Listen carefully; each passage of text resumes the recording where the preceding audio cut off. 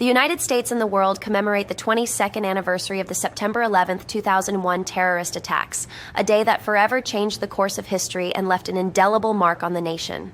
On that fateful day, thousands were tragically lost when two airplanes hit the World Trade Center towers in New York City, causing them to collapse. Take two. Take two and 2, 1. This is as close as we can get to the base of the World Trade Center. You can see the firemen assembled here, the police officers, FBI agents, and you can see the two towers. A huge explosion now raining debris on all of us. We better get out of the way!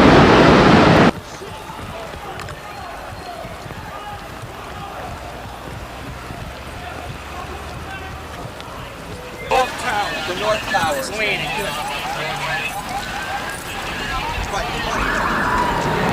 Oh my God, there it goes!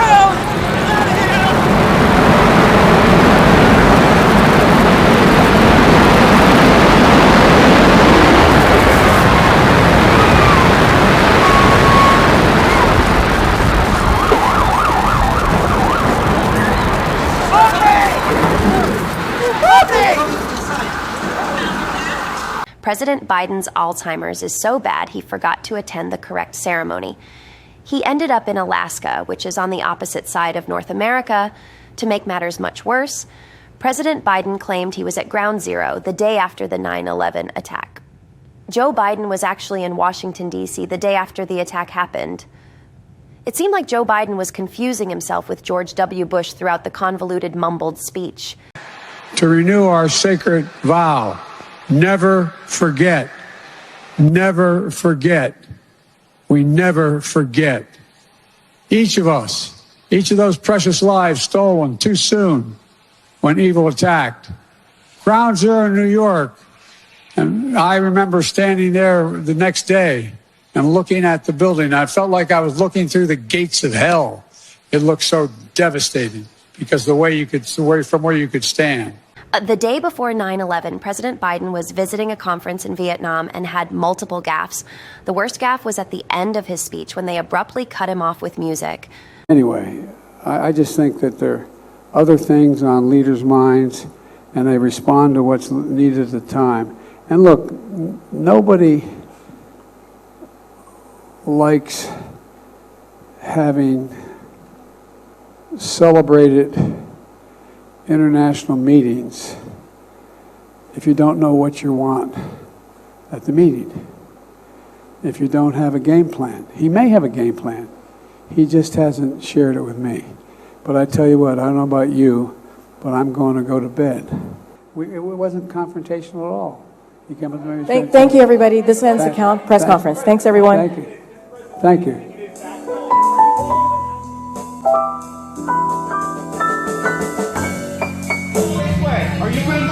The dying press, known as the legacy media, is still trying to support President Biden.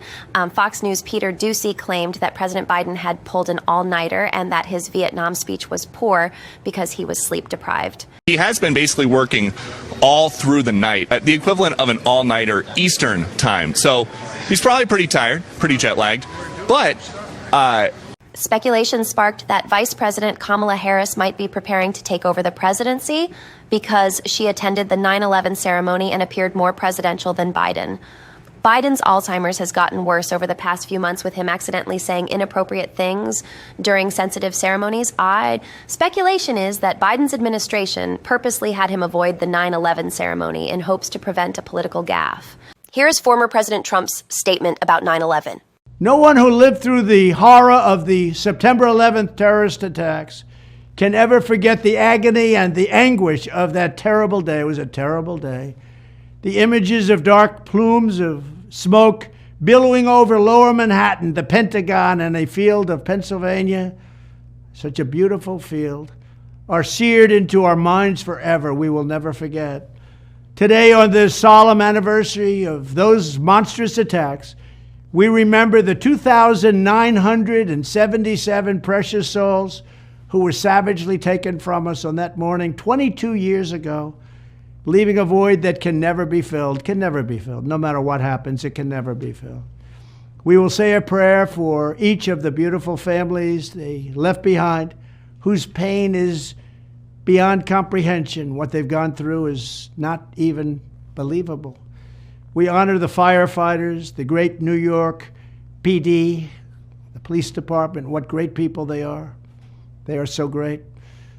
And the Port Authority officers, the Virginia, D.C., and Pentagon police, and the military service members and other first responders, actually all over the country. They acted with supreme heroism, and they went to the site of the most heinous crime. They would leave other states far away and go to the World Trade Center site, the Pentagon. They'd go to Pennsylvania, who in many cases gave their lives in the line of duty. God bless the memory of all of those who perished in the 9/11 attacks. We will never, ever forget.